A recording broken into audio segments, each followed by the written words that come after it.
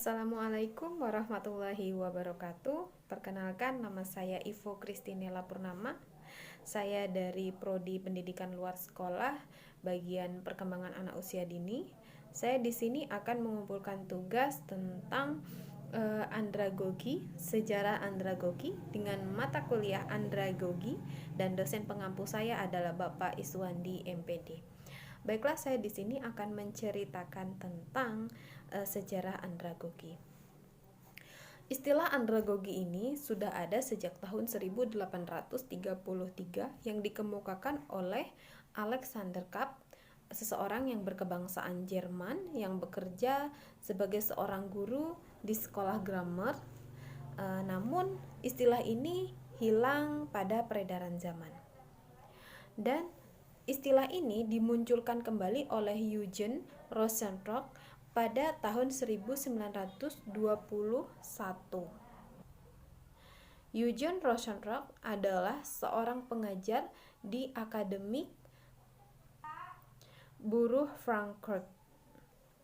Dan istilah andragogi semakin banyak digunakan oleh para pendidik pada tahun 1970-an. Maksudnya para pendidik orang dewasa di Eropa, Amerika, dan Asia. Menjelang akhir abad ke-19 memasuki abad ke-20, para ahli melakukan penelitian atau eksperimen tentang belajar orang dewasa ini, meskipun waktu itu penelitiannya dilakukan kepada binatang terlebih dahulu.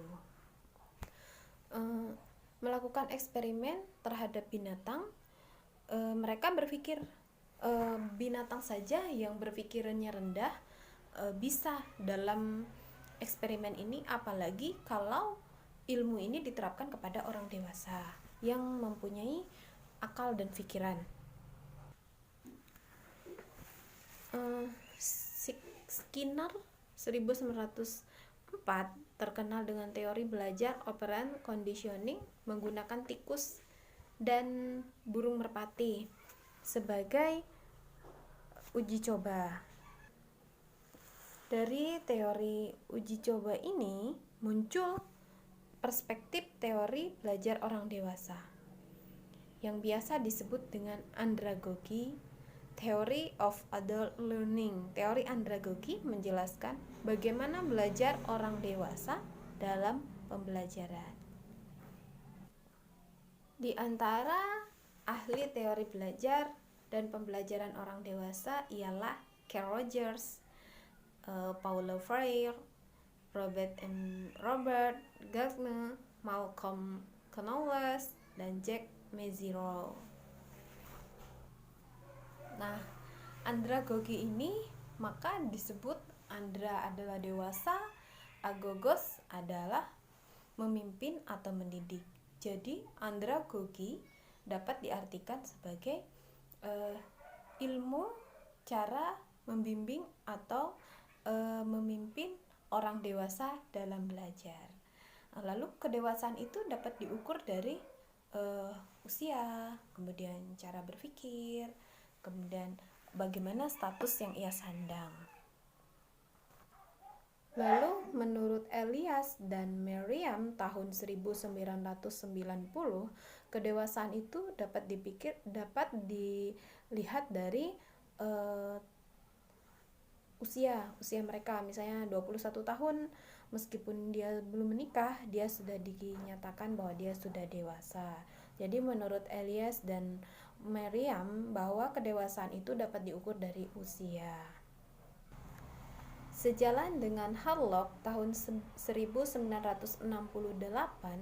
bahwa kedewasaan itu dapat diukur dari 6 sampai 8 tahun masa pubertas atau masa dia mengenal seksual gitu. Kemudian asumsi andragogi menurut Malcolm Knowles adalah ada konsep diri, bahwa konsep diri orang dewasa itu mandiri dan tidak bergantung bersifat pengarahan diri, tidak bergantung kepada narasumber. Jadi dia mempunyai pendapat sendiri, mempunyai konsep diri sendiri. Kemudian ada peranan peranan pengalaman maksudnya. Jadi orang dewasa ini mempunyai pengalaman masing-masing yang menjadikan ia menjadi sumber ilmu itu sendiri. Kemudian ada kesiapan untuk belajar. Orang dewasa ingin mempelajari tentang permasalahan yang kini mereka sedang hadapi.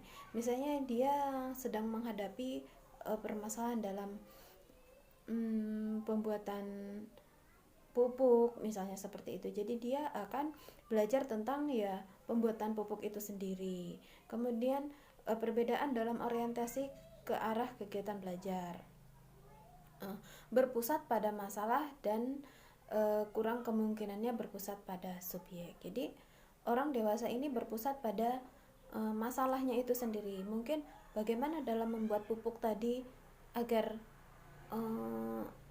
humusnya banyak atau manfaatnya lebih banyak, atau mungkin khasiatnya lebih tinggi karena selama ini pupuk yang ia produksi tidak seperti itu, maka ia akan belajar pada masalahnya gitu.